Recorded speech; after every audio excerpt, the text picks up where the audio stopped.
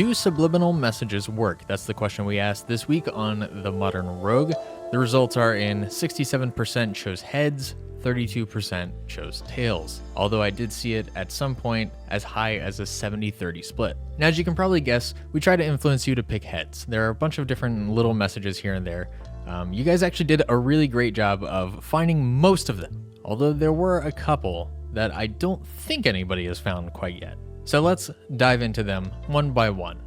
All right, first and foremost, before you even click on the video, the thumbnail. The thumbnail has 9 heads in it. It says Adam Jack 7891. There are 4 Brian heads, there are 4 Jason heads, and in the background there is 1 Statue of Liberty head from the ALF subliminal message clip. I primarily chose this just because to be honest, I was kind of out of ideas for the thumbnail, but also Brian was pointing to his head, and I kind of like that inference. Also, before you start watching the video, if you happen to read the description before the video, which I don't know why you would do, but Megzizian says, in the description, under the with help of section, letters spelling head are in capitals. Over here, each of our titles has a capital, has like a randomly chosen capital word, and hey, it spells heads. Who would have guessed? That was a very last minute thing. Originally, we had an ad in this episode, and we had to take the ad out, and there was a subliminal message in the ad, which I enjoyed, and then I kind of just wanted like one little extra thing, especially if you weren't able to find some of the other messages. I wanted a really simple and easy to find one. So that went up right before the episode got published. So now we get into the episode proper. There's nothing really of significant note before the title. And then we've got this brand new fancy drone title shot. Most of you guys found this. As our trusty pal Randy Marsh says here, it says vote heads at about 18 seconds if you slow it down and pause it. So I had this kind of static transition for the actual title information, and it just so happened that this was a perfect place to put right up front, vote heads. You'll find this is kind of a technique that I use throughout this episode and also throughout the backmasking episode. It's easiest to hide these kind of things during transition because you're already kind of blocking out a little bit of information as your brain is kind of adjusting to the new scene. And it already blends in pretty well, so that's a quick one. All right, now we come up to our next one, and this one's really subtle. I don't think I had noticed any comments specifically pointing this one out, although it is there. The very first frame after this kind of VHS ejection transition, we have a really subtle one where the color of Brian and Jason's face are displaced. It's just kind of like one of those things that sort of works into the theme of some of our transitions, and I just wanted like some really, really subtle priming right out of the gate. When was the first? Then we get to James Vickery. As Caleb Frith points out, at 34 seconds, the James Vickery body faded out, leaving the head for a little bit. Our first on-screen graphic does kind of fade in radially onto the head, and then the head is there for, what, 2 frames? 3 frames?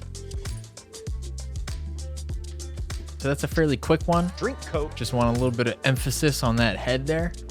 Eat pop. Drink Coke. Eat popcorn. Everyone afraid that advertisers were controlling their brain. This one's not a subliminal message, but Jason talking about brains is a little bit of serendipity. Controlling their brain. So what's... Also, some people kind of wanted to say that the fact that this episode is basically just focused on Brian and Jason's head as they're just kind of sitting there talking was sort of a hint towards that, which was not really the case at all, but again, that kind of falls into a sort of serendipitous, coincidental reading into something that could make you think about heads a little bit more than, say, any other episode that we do. Don't you ever bring Front Row Joe to me ever again. Then we get to Front Row Joe. As White Elephant Creations points out, they were subliminally making people choose heads, by the way. At 3:25, after he says, "I will cut him in the face," it says face quietly a second time. So there are a couple things going on here. I will cut his face. So we put a little bit of a delay on Jason saying face, so that way it kind of rings out in an echo for 2 or 3 iterations. I will cut his face.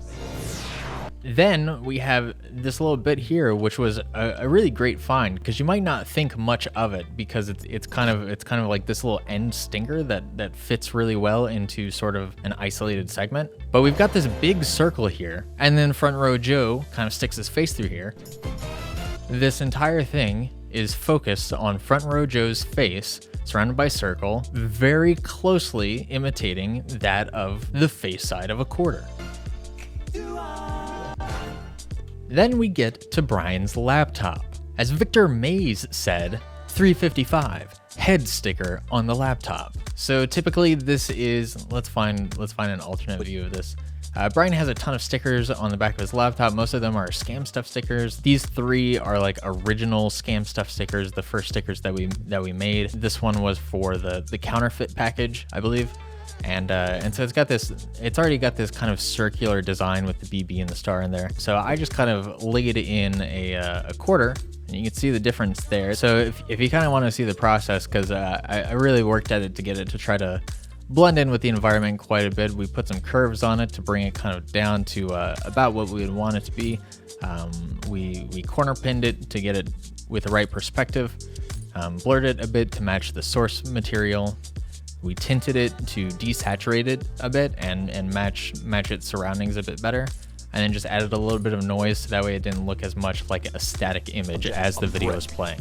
We also cut a little bit before Jason touches the table with his hand a little bit, and it kind of wobbles the laptop around, which sort of ruins the illusion. This was a case of I sent this frame to Brian in our Slack channel, and I was like, yeah, I'm feeling pretty good about this one. And it took him quite a while to even realize that this is what I was talking about. More of you found it than I would have originally expected.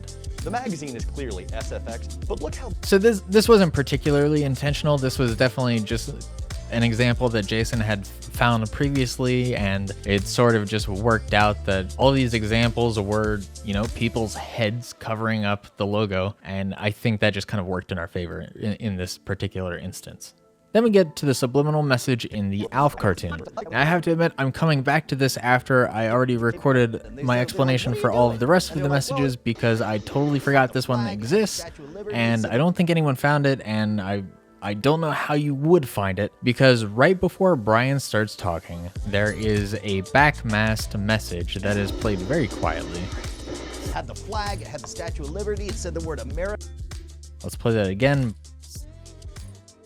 Quite a bit louder. Now let's reverse that.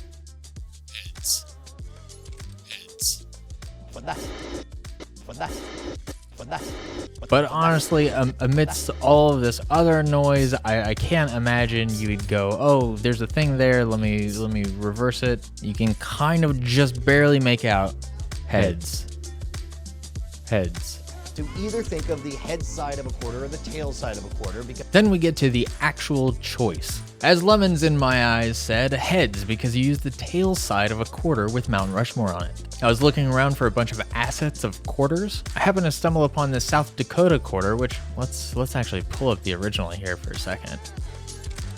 This is the original tail side to the South Dakota quarter. It definitely stood out to me as a quarter that has a bunch of heads on it for the tail side. There's also this bird in here, which I removed just to kind of emphasize things. I kind of wanted to put it up just as this, but that felt a little on the nose to me. So I went ahead and put all of this text on here to kind of cover up where that bird's gone, but you can still kind of see that there's a fair amount of empty space up there, just giving a little bit more emphasis on the heads. And if you really wanted to make a stretch, you could say that the fact that I put the text at the top of the coins is an incredibly vague reference towards the heads, as the heads is at the top of the body, whereas tails would be at the bottom of the body. Thomas McMillan said that the heads appealed to him because it was bigger and bolder, and technically, heads is a little bit larger than tails in this instance. That wasn't really a particularly intentional thing on my behalf.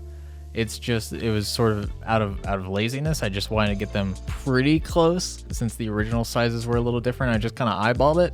But Tails is smaller, and I just kind of left it because I sort of liked that sort of worked in my favor as well. Also, a bunch of people noted that heads comes up first. That was definitely one of the deciding factors for me as I was piecing the episode together, as to which one we wanted to push on people. It definitely helps that heads is on screen for a second and a half longer than tails is, so people are already kind of primed to be thinking about heads. But also, it just happens to be one of those things where there are so many opportunities for accidental subliminal messaging with heads than tails, because heads are everywhere. People talk with their heads. People focus cameras on heads. Heads are all over the place.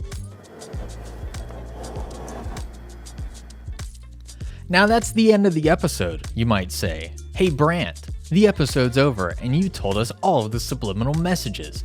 Well, you're wrong, because there's one message that nobody has found yet, and it is far and away my favorite because it is devious and there's no way that it could possibly influence anybody, right? Like there's no way somebody's subconscious mind is picking it up. Honestly, most people probably can't hear it. So Eric here says, wait, so you're saying I have to watch this video, not just listen to it? Well, if you did just listen to it, there's still something to be gotten out of this. In fact, it's this message right here, stretched out over the course of the entire episode. Now, of course, by doing this, it pushes it in a frequency so low that your speakers probably aren't even producing that sound. And if they are, you're probably not able to even hear it. But if you take this 7-minute episode and compress it down into 3 seconds, there's a message waiting for you.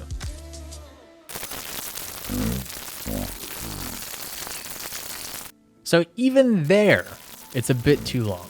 And also it just really sounds kind of horrible. So Premiere can't even compress this episode far enough to get all of that message out. So we have to nest this and then compress this version of the episode down even further. And I'm gonna go ahead and add a low pass just to make it a little bit more listenable. Vote for head. Vote for head. Vote for head. And you can clearly hear me say, vote for heads. Vote for head. And that, ladies and gentlemen, is all of the subliminal messaging that was put into this episode, I think.